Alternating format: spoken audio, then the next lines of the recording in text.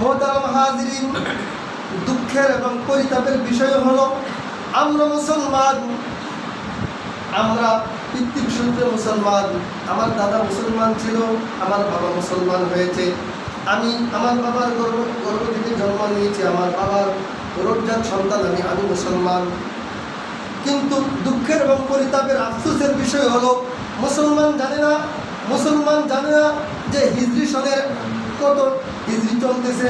মুসলমান জানে না আরবি মাস হিসাবে এই মাসটা কি। মুসলমান জানে না আরবি মাসের প্রথম বর্ষ প্রথম মাস কোনটা। অথচ মুসলমান খ্রিস্টীয় কালচার, ইংরেজি সন, ইংরেজি শুভবর্ষ, নববর্ষ, হ্যাপি নিউ ইয়ার পালন করে, ঠিক না ঠিক? মুসলমানের ভাগ্য কত খারাপ হলে আরবি সনের হিসাব রাখা। আরবি যেহেতু কোরআনের ভাষা আরবি, কবরের ভাষা আরবি, আরবের ভাষা আরবি। আরব দেশে কে জন্ম নিয়েছে? জনাবে মুহাম্মদুর রাসূলুল্লাহ সাল্লাল্লাহু আলাইহি ওয়াসাল্লাম, যাকে সৃষ্টি না করলে এই কুল কায়নাত কোনো কিছু সৃষ্টি হতো না। সেই মোহাম্মদ মুস্তাফা, আকা নাম তাজদার মদিনা, শাফিউল মুসলিমিন, দু জাহানের বাদশা হযরত মুহাম্মদ মুস্তাফা সাল্লাল্লাহু আলাইহি সাল্লাম ওই আরবে জন্ম নিয়েছেন।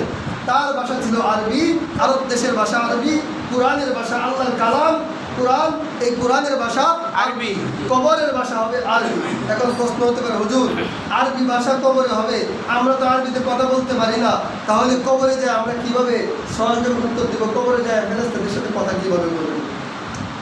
আপনার আমল যদি সঠিক হয়, আপনার আমল যদি ঠিক থাকে, দুনিয়াতে যদি মানুষের মনে কষ্ট না দিয়ে থাকেন, আচরণে কথাবার্তায় চলাফেরায় মানুষের মনে যদি আঘাত না দিয়ে থাকেন, মৃত্যুর পরে যখন ফেরেশতা এসে আসসালামু আলাইকুম বলে আপনাকে কবরে বসাবে, মানুষ মারা যাওয়ার পরে, লাশ দাফন করার পরে মানুষ যখন মাটি দিয়ে 40 কদম দূরে চলে আসে, তখন হাদিসের ভাষা অনুযায়ী মুফাসসিরিন কেরাম তাফসীরের কিতাবে বর্ণনা করেন, তখন দুইজন ফেরেশতা, মুনকার নাকির দুইজন ফেরেশতা আয়েশা, আল্লাহর হুকুমে আয়েশা ওই লাশটাকে উঠায় কবরের মাঝে বসায়। কি করে?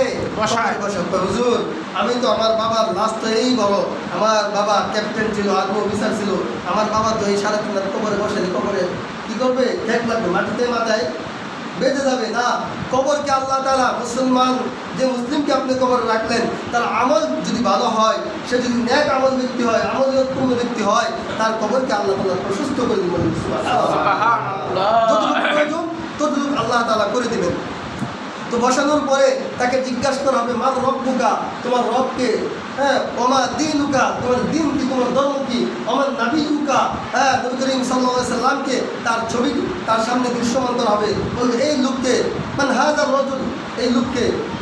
এখন যদি এই মৃত ব্যক্তি কি হয়? নেককার হয়, আমলপূর্ণ হয়, আল্লাহ এবং আল্লাহ রাসূলের বাতানো পথ এবং লক্ষ্য অবলম্বন করে দুনিয়ার জীবনযাপন করে যায়, তাহলে অটোমেটিক সে বলবে, আমার রব্বুকে, এই প্রশ্নের উত্তরে বলবে রব্বি আল্লাহ, আমার রবকে আল্লাহ বলেন সুবহানাল্লাহ। ওমা দীনুকা, এই প্রশ্নের উত্তরে জবাবে সে বলবে হাযা দ্বীনুল ইসলাম, আমার ধর্ম ছিল ইসলাম। বলেন সুবহানাল্লাহ। যদি মৃত ব্যক্তি ইমানদার হয়, আমলিয়তপূর্ণ হয়, আল্লাহ তাআলা তার প্রতি রাজি আর খুশি থাকেন, তো বলবে যে মান হাযা রাজুল, এই ব্যক্তিকে আল্লাহ রাসূল সাল্লাল্লাহু আলাইহি ওয়াসাল্লামের আকৃতিকে তার সামনে ধরে দেওয়া হবে। বলবে এই রাসূলকে, সে এই ব্যক্তিকে, তখন ওই মৃত ব্যক্তি যদি ইমানদার হয়, আমলিয়তপূর্ণ হয়, জান্নাতি মানুষ হয়, সে বলবে মান হাযা রাজুল আল্লাযী বুইসা ফীকুম ওয়া রাসূলুল্লাহ সাল্লাল্লাহু আলাইহি ওয়াসাল্লাম, ইনি হলেন ওই ব্যক্তি যিনি দুনিয়াতে আমাদের জন্য কিতাব নিয়ে প্রেরিত হয়েছেন, তিনি আমাদের রাসূল এবং সুবহানাল্লাহ।